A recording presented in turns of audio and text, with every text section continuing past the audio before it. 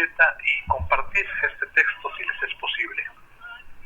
Me acerco en la Ciudad de México a los 2 años de estar recluido en prisión por un delito que jamás cometí y que fue ordenado en su fabricación, según abundantes evidencias, por personajes del poder del estado de Quintana Roo. Como casi todos ustedes, amigos y conocidos saben, debí salir de Tulum desde mayo del 2019, en medio de amenazas de todo tipo y luego del asesinato a balazos de 2 amigos periodistas. Primero José, el Güero, en el municipio de Felipe Carrillo Puerto, y luego después el de Rubén Pato, en Playa del Carmen, municipio de Solidaridad. Ambos vecinos de Tulum, donde en esos años y ante la violencia y sangre sin freno, denuncié periodísticamente la coalición de mafias y bandas criminales con los más altos niveles del poder político. Entre las muchas amenazas que recibí, una incluso fue muy cordial, pues mientras un dirigente político me invitaba a un café, me dejó saber que el jefe de ese político estaba harto de mí y me aconsejaba que aprendiera de aquellos amigos periodistas muertos, porque de hecho los que acabaron con ellos, me aseguró, se habían, entre comillas, saltado a Tulum, donde estaba de nuevo, entre comillas, el que seguía, refiriéndose por supuesto a mí. Y agregó con desparpajo que precisamente por ser mi amigo era que transmitía el peligro de no ser dócil con el gobernador y su gente, que podían ser muy generosos conmigo si yo fuera su amigo. También me dijo que el entonces presidente municipal de Tulum, Víctor Masta, era uno de los más cercanos al gobernador, era su gente. Después de esa amenaza y por no suspender mi trabajo periodístico de denuncia sustentada y sin esbozo, recibí un atentado a mi vida y otros más a mi patrimonio, entre algunas bombas incendiarias a mi casa y a mis vehículos. E incluso mi más cercano círculo familiar se vio afectado. Por supuesto, en todos los casos interpuse denuncias formales tanto en la Fiscalía de Quintana Roo, donde varias veces intentaron negarme su recepción, incluso cerrando las puertas de la Fiscalía, como después las interpuse ante la Procuraduría General de la República, que así era entonces, a través de la Fiscalía Especializada en la Atención de Delitos contra la Libertad de Expresión, FEADLE por sus siglas, denuncias que sumaron en esos tiempos quizá una docena, y en las que, por supuesto, no hubo avance ni esclarecimiento de ningún tipo. De todos he sabido el clima de terror que invadió a Quintana Roo en el gobierno de Carlos Joaquín, que está por terminar, y a Tulum, sobre todo durante la presidencia del jefe de criminales Víctor Masta, que comandó por esos años a su banda familiar llamada Los Cebúes y colaboró también con otros grupos delincuenciales asociados a su banda. No me arrepiento ni de los riesgos a los que me expuse entonces, ni a los de ahora, ni de las consecuencias a mis denuncias periodísticas, que siempre han sido frontales, pero también siempre han sido responsables y fundamentadas, y además firmadas con mi nombre. No me arrepentiré nunca, porque con ese trabajo y con el de otros libres periodistas, algunos acallados triste e impunemente a balazos, una gran parte de la sociedad de Tulum y de Quintana Roo abrió los ojos, y en las elecciones pasadas pudo sacudirse parcialmente de esos personajes, aunque el posible retorno de ese nefasto poder continúa vigente, ya que la próxima gobernadora mantiene una cercanía muy estrecha con el todavía gobernador, que en la realidad siempre le impulsó. Y políticos como Víctor Mas saltaron ya del partido que se hunde en su descrédito, el Partido Acción Nacional, donde militaban, a las nuevas banderas políticas de la llamada 4T. Nada de qué sorprenderse, ya que antes el gobernador Carlos Joaquín, como el expresidente municipal Víctor Mas, habían saltado del PRI, donde militaron casi toda su vida, al PRD, y luego de ahí rápidamente al PAN, donde Carlos Joaquín González fue incluso presidente nacional de la Convención de Gobernadores. Ahora, como el símil de las ratas que para no ahogarse abandonan el barco que se hunde y se suben al que flota, Esos y muchos otros políticos han de inocular su miseria a los partidos de la llamada Cuarta Transformación, que por eso no llegará a serlo, no llegará a ser transformación, pues con esas nuevas militancias arribistas empezará demasiado pronto su descomposición, para desgracia de quienes creímos y votamos siempre por esas opciones políticas, con la esperanza de que el país cambiara. El teatro de la humanidad y su pretensión de poder es la historia del hombre, y quizás sobre todo en lo que al género se refiere. En estos casi 22 meses en prisión artera, he podido confirmar que la mayor reserva de humanidad que tiene el hombre está depositada en las mujeres, cuyo aprecio y respaldo he recibido en abundancia. No me detendré en los detalles del delito que me imputaron falsamente y por el que me condenaron sin pruebas verdaderas, excluyendo además prácticamente todas las pruebas presentadas por mi defensa, entre ellas testimonios de los vigilantes de mi departamento, señores de la tercera edad, un hombre y una mujer que afirmaron nunca haber percibido ningún indicio de disturbio en ese departamento.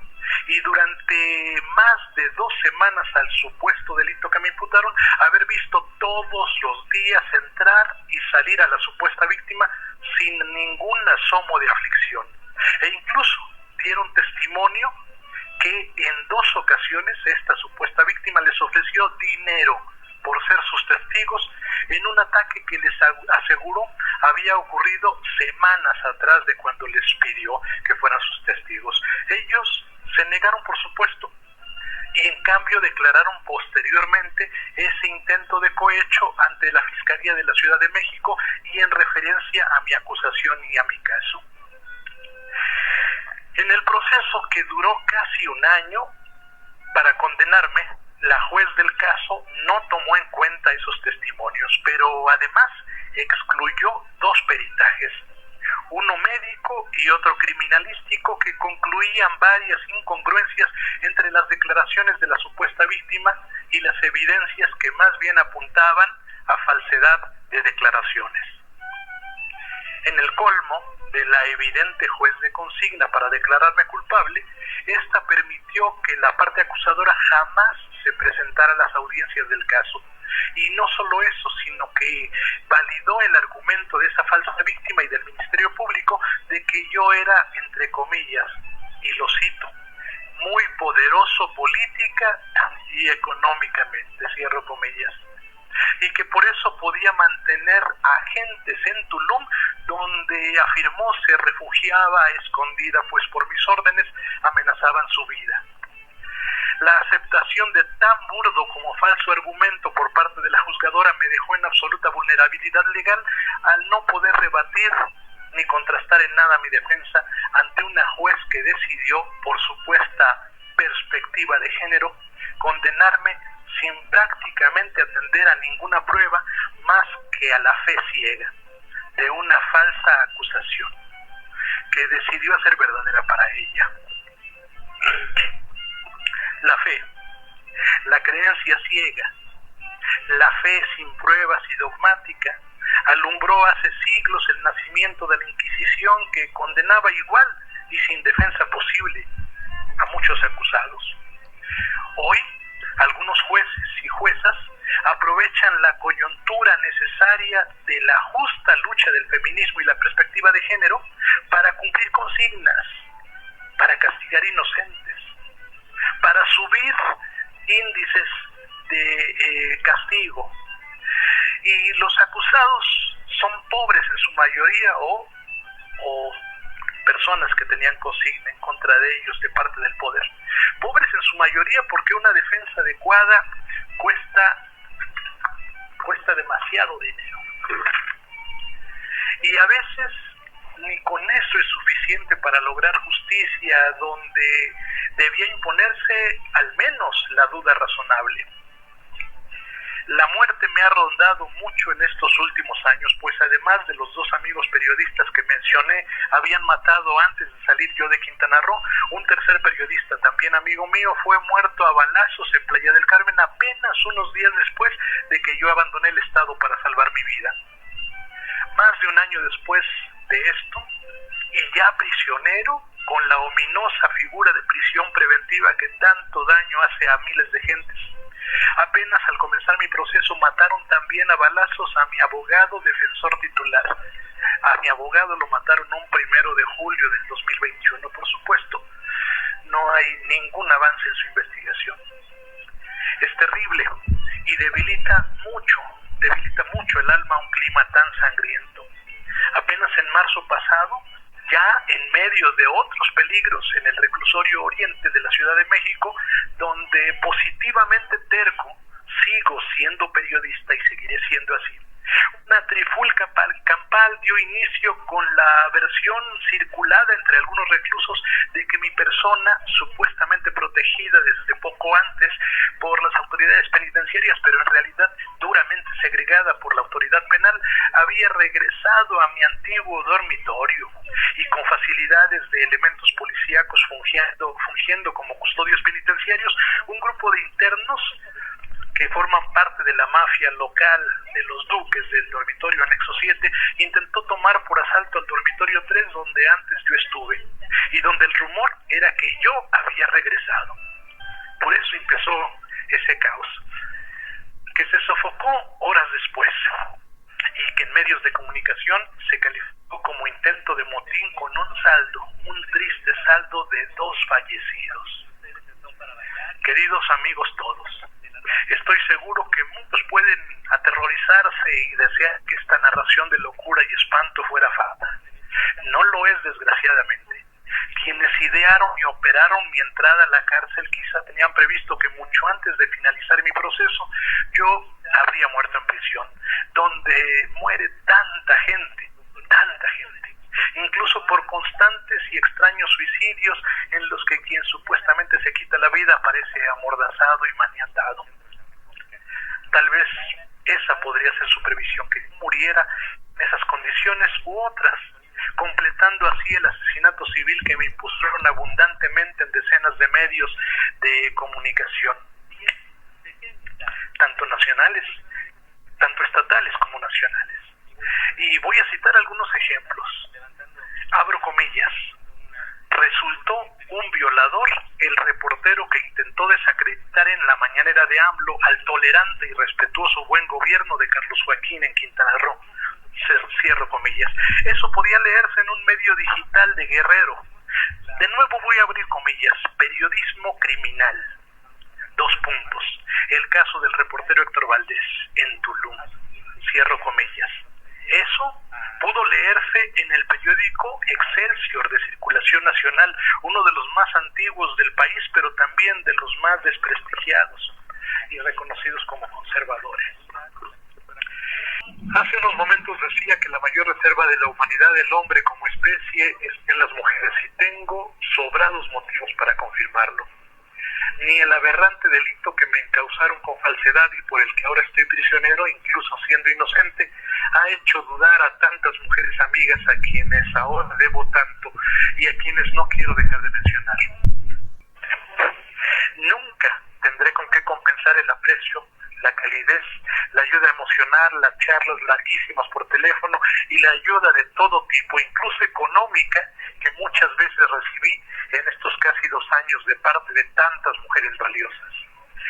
Gracias a Nancy, mi admirada y brillante intelectual y profesionalmente, amiga, que me ha regalado tanto tiempo y tanto cariño.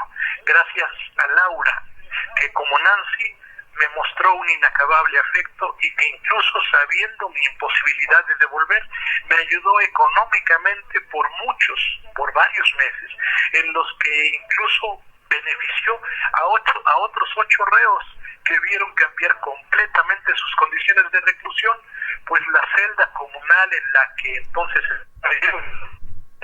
el reclusorio oriente estaba terrible, ruinosa, ominosa y opresiva.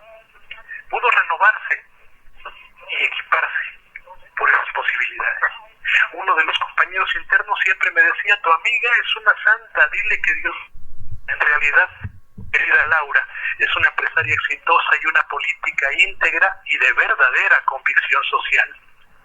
Gracias a otra amiga, Laura, también, que como Neus y como Karina no dudaron ni un poco en enviar cartas de buena referencia y de confianza dirigidas a un juez de encausamiento en el caso inicial, en el que narraban una constante convivencia conmigo, convivencia que siempre fue de respeto hacia ellas y a muchas mujeres. Y la seguridad, decían ellos, de que lo que se me imputaba no hundía en nada con mi persona.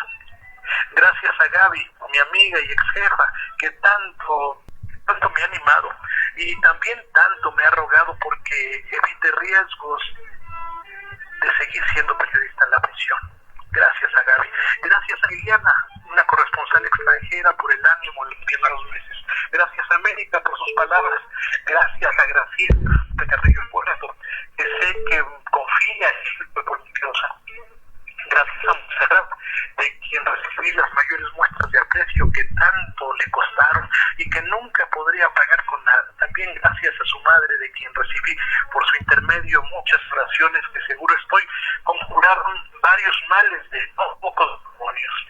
Gracias a varios amigos que nos hicieron amigas, conociendo el infamante y atroz señalamiento que fui objeto, del que soy víctima. Pese a eso, durante los meses previos a mi detención y todavía yo en libertad, me visitaron para hacerme sentir su afecto y su confianza. Me visitaron directamente al departamento. Gracias incluso a dos amigas que pude conocer en esos días, los últimos meses en que estuve libre, y que igual, conociendo la infamia que se me achacó profusamente en medios de comunicación, decidieron regalarme su amistad y su confianza durante varios meses. Gracias a quienes más dulcemente quiero y a quienes por cábala menciono, pero por las dudas callo. Gracias finalmente a muchas mujeres y hombres de la CNDH, específicamente del mecanismo contra la tortura, que hace meses ya se enfrascan en conservar intacta mi vida prisionero, pero sobre todo gracias a una de las mejores periodistas y luchadoras de derechos humanos de México, que trabaja desde los Estados Unidos, a quien ahora debo varias veces la vida, a Lupita Lizarraga, quien no solo en los primeros días de mi encierro y sin que yo lo esperara me hizo llegar hasta aquella celda de 12 metros cuadrados donde estuvimos más de 20 días, 22 prisioneros. Hasta allí me hizo llegar un milagroso paquete de sobrevivencia que consistió en ropa, en libros, en artículos de higiene, en dinero, en una tarjeta telefónica. Y aquí de verdad quiero hacer mención porque es necesario. Sin eso no hubiera yo podido sobrevivir, porque es necesario decir que las cárceles de México son no solo de las más corruptas en el mundo, sino también de las más salvajes, de las más opresivas. Y créanlo, esas cárceles, mucho menos las de la Ciudad de México, no mejoran en nada, sino tristemente empeoran en estos tiempos de supuesta transformación del país. A Lupita, pues, que desde aquellos días asumió una defensa mediática al contemplar la injusticia terrible de que soy objeto, defensa que hasta ahora continúa, junto con la de otros presos inocentes cuya causa enarbola, llevando incluso instancias intermedias. A mis amigos hombres, la fortuna es que son muy pocos, por mencionar, y el infortunio aprendido es que los hombres somos poco empáticos y poco solidarios.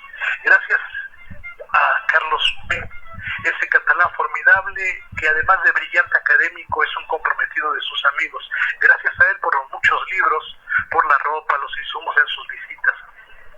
Gracias también en su memoria a dos grandes amigos fallecidos, víctimas del COVID, que tanto me mostraron aprecio fuera y luego en prisión. Al doctor Juan Mena Ramos, de Tulum, Quintana Roo, que en vida trató de interceder por mí con algún otro amigo que pudo ayudar en aquel momento. Gracias también a la memoria de Luis, un amigo a quien conocí en la Ciudad de México y que en pocos meses se convirtió en leal amigo, falleciendo el año pasado en Playa del Carmen.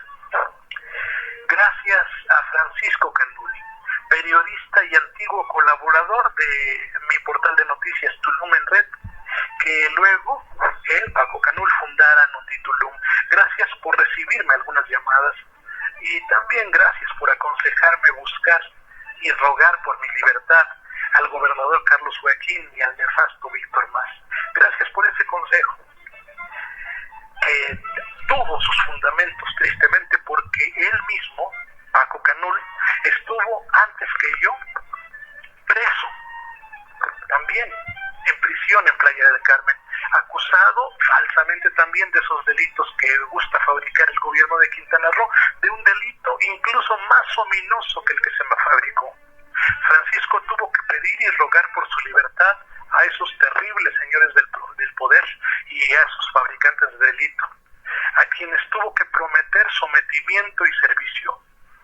No me lo contó nadie, lo sé por él mismo, pues solo así logró, con la intervención de estos señores, que un juez lo exonerara después de 6 meses de prisión. ¿Quién puede criticar a quien busca salvar su vida, conseguir su libertad y reparar su honra lastimada?